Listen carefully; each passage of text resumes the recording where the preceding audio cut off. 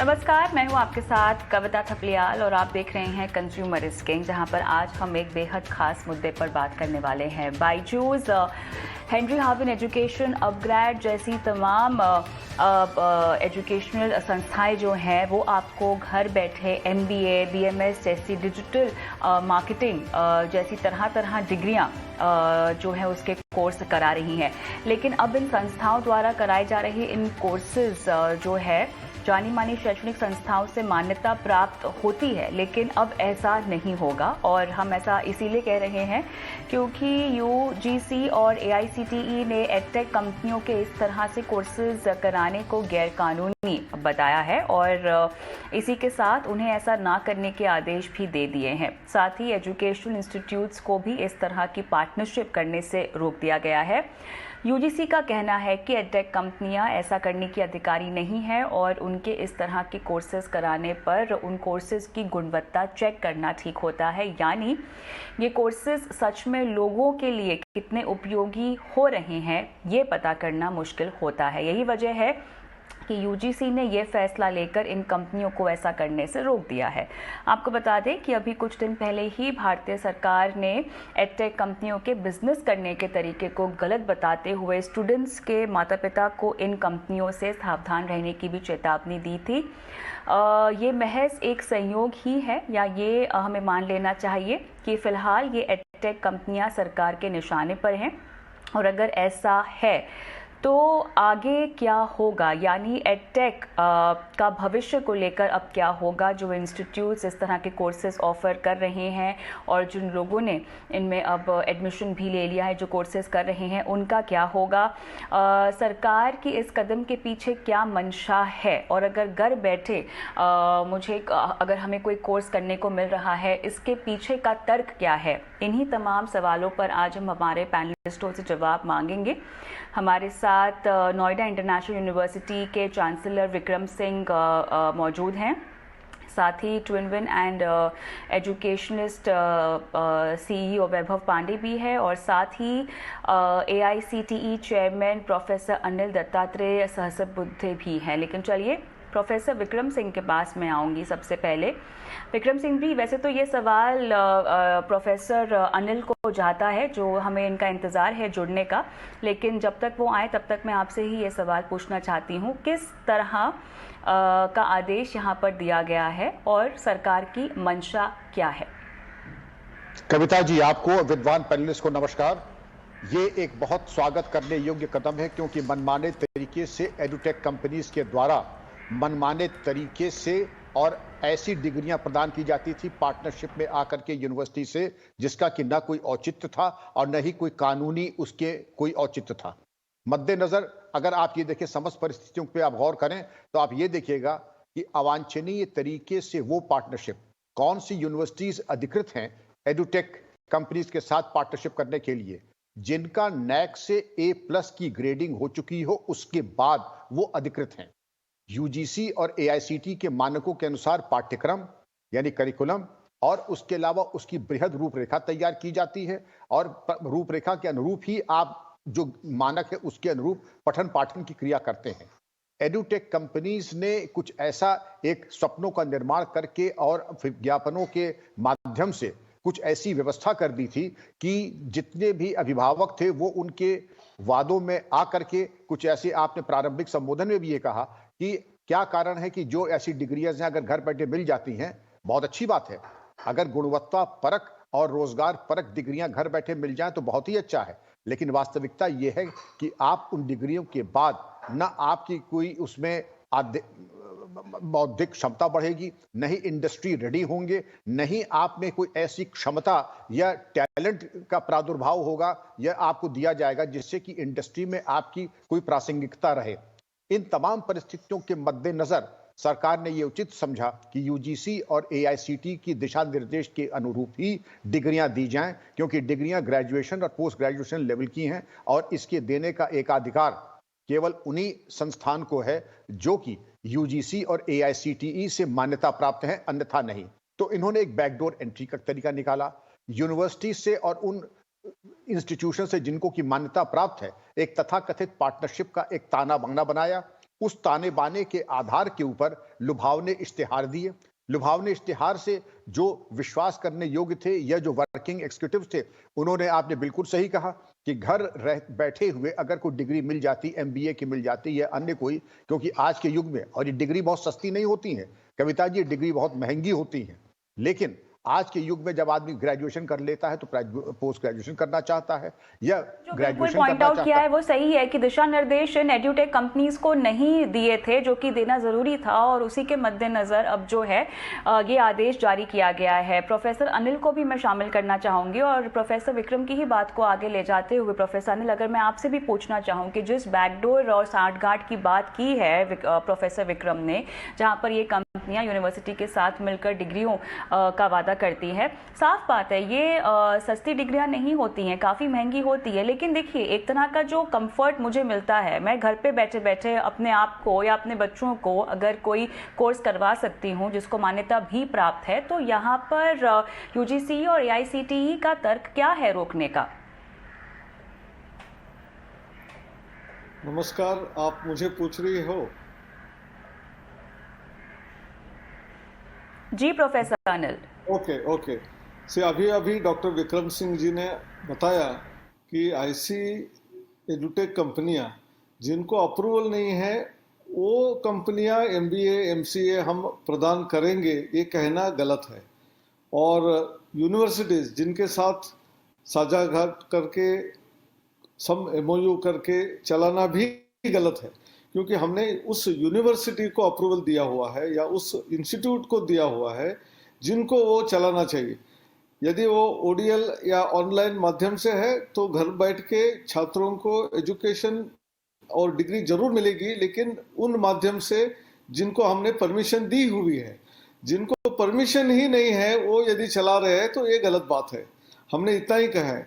और हम ऐसा भी नहीं कहते कि बहुत सारी एडुटेक कंपनियां खराब है, जैसे कि कुछ कंपनियों के जो कोर्सेज होंगे वो शायद एम्प्लॉयबल होंगे, स्किल डेवलपमेंट के लिए भी होंगे, लेकिन उनको वो सर्टिफिकेट कोर्स के नाम से चलाना चाहिए, ना कि एमबीए एमसीए के नाम से चलाना चाहिए।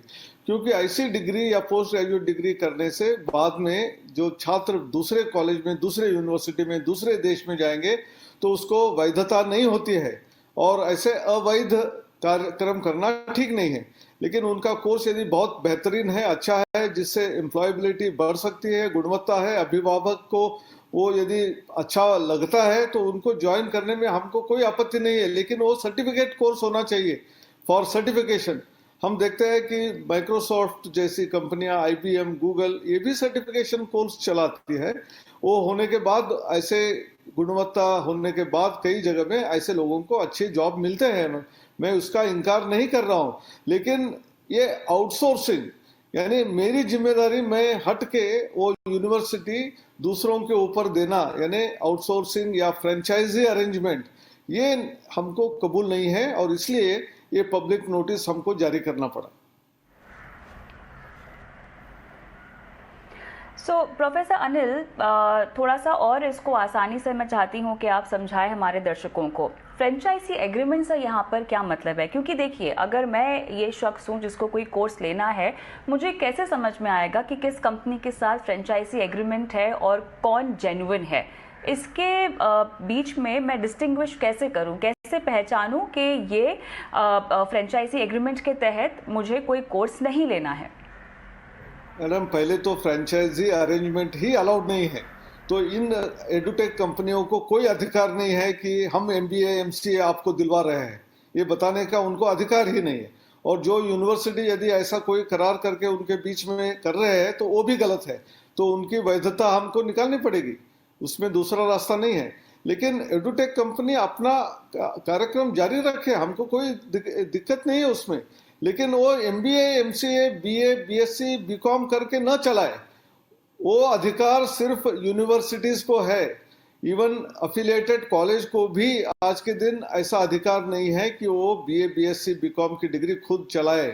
वो ऑटोनॉमी जिसको मिलती है वो भी अंडर यूनिवर्सिटी करिकुलम या यूनिवर्सिटी में अफिलिएशन के दायरे में ही करती है। लेकिन ये एडुटेक कंपनियां ऐसा अनाउंस करना ये ठीक नहीं है। एडुटेक कंपनियां क्या कर सकती है? उसके बारे में भी हम बता सकते हैं कि यदि कोई यूनिवर्सिटी को टेक्नोलॉजी सपोर्ट चाहिए, फॉर एग्जांपल हमारा पोर्टल है उसको मेंटेनेंस करना है, या हमको क्लाउड में हमारे सर्वर्स हमको चाहिए, वो किराए पे हम लेना चाहते हैं जिसमें हम हमारा ज्ञान प्रसार करेंगे, तो उसको आउटसोर्स नहीं है, ये तो एक एग्रीमेंट के तहत अपना सर्विस प्रोवाइड कर रहे हैं। सर्विस इज टेक्नोलॉजी सर्विस, और in terms of making the material which is prepared created by the faculty members, वो दूसरों को पहुंचाने के लिए, जैसे हम आज इंटरनेट लेते हैं तो इंटरनेट के माध्यम से पहुंचाते हैं, वैसे यदि कोई एडुटेक कंपनी पहुंचाने का काम कर रही है तो वो बात अलग है। लेकिन यहाँ सीधे सीधे एडुटेक कंपनियां कह रही है कि हम आपको MBA MCA दे रहे हैं, ये बिल्कुल मान्य नहीं है।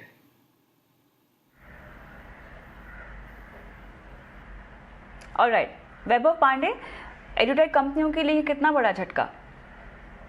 कंपनीज के लिए ये एक झटका हो सकता है अगर वो फॉल्स एडवर्टाइजमेंट्स को यूज कर रहे थे। तो मैं यहाँ पे 3-4 पॉइंट्स बिल्कुल क्लियर करना चाहता हूँ। सबसे पहले तो समझने की जरूरत है कि एडटेक कंपनीज को ये सब करवाने के लिए, या ये सब ऐसा हुआ क्यों कि हमें जरूरत पड़ी कि एडटेक कंपनीज रोल प्ले करें। देखिए, कहते हैं पूत के पांव पालने में ही पता चल जाते हैं, लेकिन जो भारत में दिक्कत थी कि जो पालना था ना, वो किसी के लिए तो सोने का था और किसी के लिए पालना था ही नहीं, वो जमीन पर लेटा हुआ था। तो टेक्नोलॉजी के माध्यम से कोशिश करी गई कि सबको बराबरी का मौका मिले, और इस वजह से एडटेक कंपनीज आप इतनी सारी देख रही हैं। बहुत यंगस्टर्स भी ऐसे हैं जो एडटेक कंपनीज के लिए काम करते हैं। लेकिन जैसा कि सर ने समझाया, एआईसीटीसी के चेयरमैन सर ने समझाया कि कोई भी चीज का इश्तिहार अगर गलत हुआ है, अगर कोई चीज ऐसी कही जा रही है जो इसके लिए वो अप्रूव्ड ही नहीं है, तो हमारे स्टूडेंट्स को भी ये बात समझनी चाहिए, जो कि बहुत ही जरूरी बात है। हर जो चीज चमकती है जरूरी नहीं है वो आपके काम की हो। इसमें एक छोटा सा पॉइंट ये है कि अगर मैं इसको थोड़ा इस ढंग से समझाऊं कि अगर हम ये माने कि सलीम भी बहुत चमकने वाली चीज थे, लेकिन अगर हम बात करें वो अनारकली के लिए सही नहीं बैठे, जो चुनी जा सकती थी वो चुनवाई गई। तो अगर मैं इसको इस ढंग से इस बात को समझाने की कोशिश करूं कि जो हमारी स्टूडेंट कम्युनिटी है, अगर वो किसी भ्रम में फंस रही है, तो जरूर हमें उस भ्रम से उनको निकालना चाहिए। और ये एडटेक कंपनीज के लिए झटका है अगर उनका मेथड गलत था तो। इसके अलावा मैं एक चीज और कहना चाहूंगा, कब तक हम भारत में इस चीज को कहते रहेंगे कि किसी ने 8वीं तक की पढ़ाई करी है, या कोई अगर अपना साइन कर लेता है तो वो पढ़ा लिखा है। कौशल विकास के बिना शिक्षा बिल्कुल अधूरी है। इसलिए अगर उस शिक्षा को पूरा बनाना है तो एडटेक पार्टनर्स भी चाहिए, यूनिवर्सिटीज भी चाहिए, शिक्षाविद भी चाहिए, और सबके बीच में संवाद भी चाहिए। तो अगर इन सारी चीजों को एक साथ प्लेटफॉर्म पे लाना है, तो ये कह देना कि सारी एडटेक कंपनीज गलत होंगी या फिर ये एडटेक वाला मेथड ही पूरा गलत है, ऐसा नहीं है। हाँ, इस विषय में अगर इश्तिहार गलत गए हैं तो वाकई ये त्रुटि है और इसका जरूर इसको ठीक करा जाना चाहिए। लेकिन एक कहावत होती है जिसमें कहा जाता है, कड़वा कड़वा मीठा मीठा गप गप, कड़वा कड़वा थू थू। ऐसा नहीं होना चाहिए कि जहां हमें बहुत सारे लोग चाहिए वहां तो एडटेक बहुत अच्छा है, टेक्नोलॉजी बहुत अच्छी है, स्टार्टअप बहुत अच्छा है, और जहां पे हमें लगता है कि हाँ शायद उतनी जरूरत नहीं है, तो वहां पे ये सिस्टम पूरा गलत है। तो कोई भी चीज को ब्लैक एंड व्हाइट में ना देखा जाए, ये ग्रे एरिया है, और अगर इस पे सुधार आए हैं तो सुधार सबको मानने ही होंगे और वो अच्छे से नियम फॉलो होने चाहिए। इस तरह की सोच के साथ आगे बढ़ेंगे तो क्लैरिटी रहेगी, कम से कम ऐसी कोई घटना रिपीट नहीं होगी। प्रोफेसर विक्रम, सवाल तो यहाँ पर ये उठता है कि उन बच्चों का क्या होगा जो फिलहाल कोर्सेज कर रहे हैं इन एडटेक कंपनियों के जरिए, या जो कर चुके हैं। वो तो इसी वादे पर उन्होंने ये कोर्स किया कि भैया उनको सर्टिफिकेट मिलेगा और आगे उनकी ज़िंदगी प्रोफेशनली आसान हो जाएगी। तो जिस ग्रे एरिया की बात वैभव पांडे कर रहे हैं, इस ग्रे एरिया को ज़रा आप समझाइए और बताइए कि अब उन लोगों का क्या होगा जो सर्टिफिकेशन के लिए कोर्सेज कर रहे हैं और कर चुके हैं। कविता जी, प्रत्यक्षम किम प्रमाणम। आदरणीय वैभव जी की अद्भुत वाक्पटुता देखने के बाद मैं समझता हूं कि सामान्य व्यक्ति तो बिल्कुल वशीभूत हो जाएगा, बिल्कुल सम्मोहित हो जाएगा। लेकिन आपने ये देख लिया कि अगर हम इश्तिहार के माध्यम से लोगों को वर्गला सकते हैं या गलत सूचना दे करके उनको वो डिग्री दे दें जिसकी कोई मान्यता नहीं है, उस पाठ्यक्रम से हम बच्चों को पढ़ाएं जिसका कि कोई प्रासंगिकता ही नहीं है, तो बच्चे को तो हम सुनहरे कल की तरफ ले जा करके बिल्कुल अंधे कुएं में डाल देंगे। और इसीलिए ये विद्वतापूर्ण निर्णय लिया गया है यूजीसी के द्वारा और एआईसीटी के द्वारा कि भ्रामक चीजें किसी भी उप संस्कृति में और किसी भी इकोसिस्टम में अच्छे लोग भी होते हैं, बुरे लोग भी होते हैं। केवल इस दिशा निर्देश का तात्पर्य और अभिप्राय ये है कि जो गलत लोग हैं और गलत चीजें हो रही हैं, जो कदाचार है, उसके ऊपर वांछित नियंत्रण रहे, केवल इतनी सी बात है। प्रोफेसर सहज बुद्धे जी ने स्वयं फरमाया कि अगर आप इसमें अगर कोई सर्टिफिकेशन करें नियमानुसार, कोई आपत्ति नहीं, जरूर कीजिए, उसकी गुणवत्ता की भी सर्वत्र प्रशंसा है। लेकिन अगर मनमाने तरीके से हम डिग्रीज दें, बीए, बीएससी, एमएससी, एमकॉम या एमसीए, वो औचित्यपूर्ण नहीं है। वो डिग्री न भारत में न विदेशों में एक्सेप्टेबल नहीं है, और वो बच्चों के साथ और उनके अभिभावकों और माता पिता के साथ एक धोखा है। इस धोखे से और इस कदाचार से दूर करने के लिए यह स्वस्थ निर्णय लिए गए हैं, और इसका स्वागत मैं करता हूं। मैं चांसलर हूं, कई यूनिवर्सिटीज ने किया है, हमने बिल्कुल नहीं किया है, ना हम करेंगे। जब तक हम अधिकृत नहीं हो जाएंगे हम उसको करेंगे भी नहीं। और इसीलिए हो सकता है कि शॉर्ट टर्म गेन के लिए कुछ विश्वविद्यालयों ने यह किया हो, लेकिन उसका कोई औचित्य नहीं है। इसलिए मैं स्वागत करता हूं जो निर्णय यूजीसी और एआईसीटी ने लिया है, वो जनहित में है, अभिभावकों के और बच्चों के हित में है। तो लेकिन प्रोफेसर अनिल, अभी क्या होगा? मेरा सवाल अभी भी वही है कि जिन्होंने ये कोर्स कर लिया है उनकी डिग्री की कोई मान्यता नहीं होगी क्या? उनके पैसे व्यर्थ हो गए? बिल्कुल नहीं होगी। सुप्रीम कोर्ट ने 2017 में एक बहुत बड़ा निर्णय लिया था। 4 डीम्ड यूनिवर्सिटी जहां इंजीनियरिंग का कोर्स प्रोग्राम ऑनलाइन में या ओडीएल में चलाने की परमिशन नहीं थी, फिर भी चलाया था, तो 5 साल के स्टूडेंट्स की डिग्री को विड्रॉ सुप्रीम कोर्ट ने किया हुआ है। ये सब ध्यान में होते हुए यदि कोई लोगों को भूल करने के लिए, अभिभावकों को, ऐसे लोगों को आविष्कार यहाँ वहाँ दिखा के लोगों को अट्रैक्ट करके उनको यदि चीटिंग हो रहा है तो उसको टाइमली एक्शन लेना बहुत ज़रूरी था, ना कि बाद में बहुत दिन के बाद यदि करते तो बहुत लोगों का नुकसान हो जाता। तो ये हमने टाइमली एक्शन लिया हुआ है। चलिए, लेकिन प्रोफेसर विक्रम, ऐसे हम देख रहे हैं कि एडटेक कंपनियों के ऊपर ना कई तरह से नकेल कसने की कोशिश की जा रही है। पिछले साल के आखिर महीने में हमने देखा था कि माता पिता को कहा था कि आप सतर्कता से जो भी ऑनलाइन ट्रांजैक्शन करते हैं एडटेक कंपनियों के साथ, उस पर थोड़ा सा आप सतर्क रहें और जितना हो सके छानबीन करके ही आप पेमेंट करें। इस बीच हमने देखा कि एडटेक कंपनियां कोड ऑफ कंडक्ट भी अपना जारी कर चुकी हैं या उस पर काम कर रही हैं।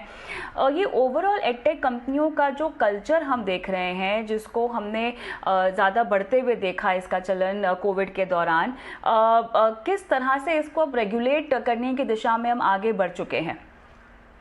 कविता जी, आपके प्रश्न के 2 भाग हैं। पहला भाग तो यह है कि इनको कैसे रेगुलेट करें, इस पे दिशा निर्देश आनी चाहिए। लेकिन मैं आपको बताना चाहूंगा कि शिक्षाविद होने के पहले मैं पुलिस विभाग में 36 साल था। इसमें मेरा परामर्श होगा, थोड़ा सा रिवर्स इंजीनियरिंग कर लें।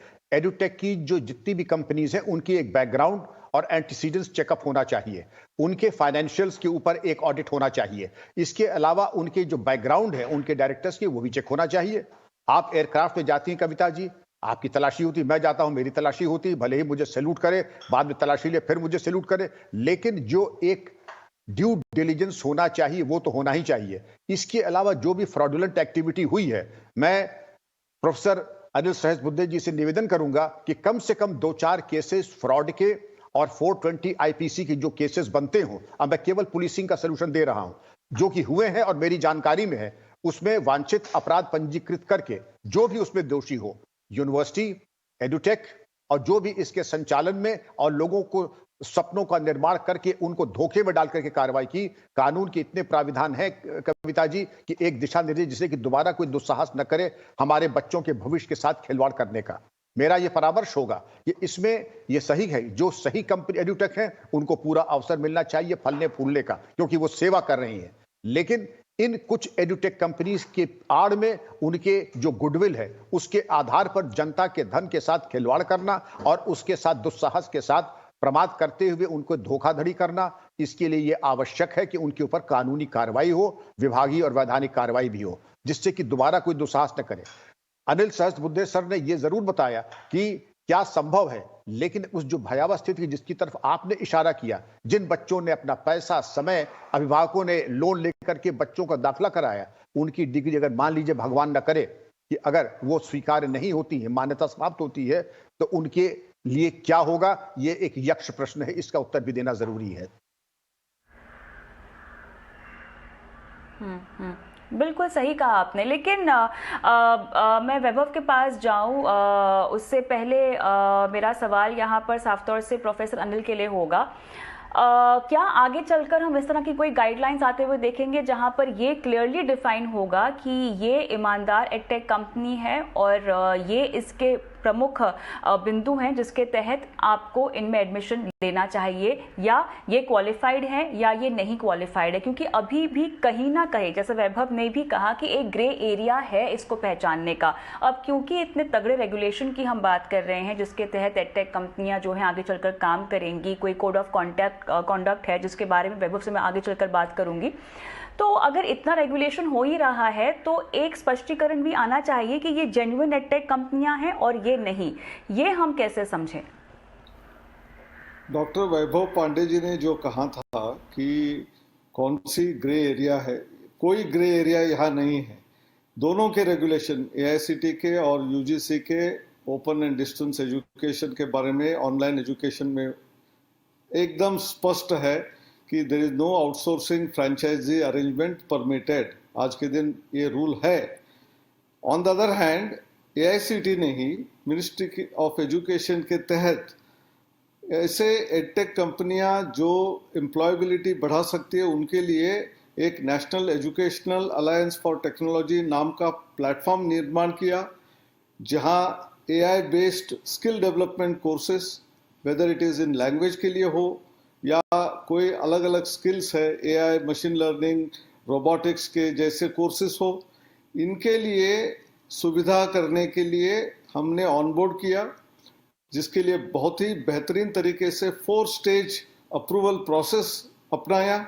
और ये सभी को ये भी न्योता है कि हर 4 कैंडिडेट जो इसको खरीदते हैं उसके बाद एक कैंडिडेट को फ्री ऑफ कॉस्ट सीट देनी चाहिए। वो एआईसीटी गरीब परिवार के बच्चों को, एससी एसटी बच्चों को फ्री में बांटेगी।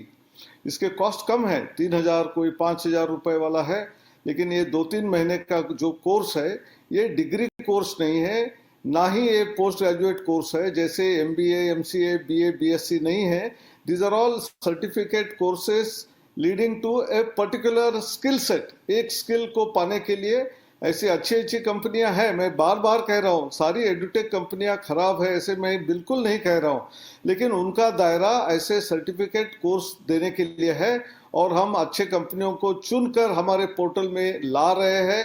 4 सीट कोई किसी ने ले लिया तो 1 सीट फ्री भी हम उनसे लेते हैं और डिस्ट्रीब्यूट भी करते हैं, लेकिन इनको कोई अधिकार नहीं है कि ये खुद एमबीए, एमसीए वगैरह, ये यूनिवर्सिटी नहीं है।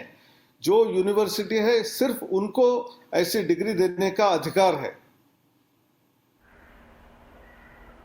बिल्कुल नहीं है। यहाँ पर हमारी मंशा यही है कि हम एक फिल्टर आउट कैटेगरी का पता लगाएं जो कि ईमानदार हैं और जहाँ पर जाकर आप अपनी कोर्सेज या जो आपकी जो मंशा है अपने करियर को लेकर उसमें आगे बढ़ सकें। वैभव, सनराइज सेक्टर की हम बात करते हैं, जब भी एडटेक सेक्टर की बात होती है पूरे देश में हम देख रहे हैं कि स्टार्टअप्स को लेकर जहां तक एडटेक कंपनियों की बात है इसकी तादाद में इजाफा भी हो रहा है। लगभग 1782 एडटेक स्टार्टअप्स भारत में शुरू हो चुके हैं। ग्रोथ के लिहाज से कहीं ना कहीं हम देखें तो रेगुलेटरी कंसर्न्स आते ही हैं, जो कि बहुत खूबसूरती से हमारे दोनों ही प्रोफेसर्स ने हमें समझाया है और ये कहीं ना कहीं लागू होना बहुत ज़रूरी है। लेकिन इसके अलावा हमें ये भी तो सोचना होगा कि कुछ ना कुछ जिम्मेदारी एडटेक कंपनियों की भी आती है। क्यों आपको ऐसा लगता है कि वो दिशा निर्देश के तहत रहकर, उसके भीतर रहकर कामकाज नहीं कर पाती हैं? बिल्कुल, तो ये बहुत ही सही बात है कि अगर दिशा निर्देश के अंदर कोई कामकाज नहीं कर पा रहा है तो वो इस सिस्टम का पार्ट होना ही नहीं चाहिए।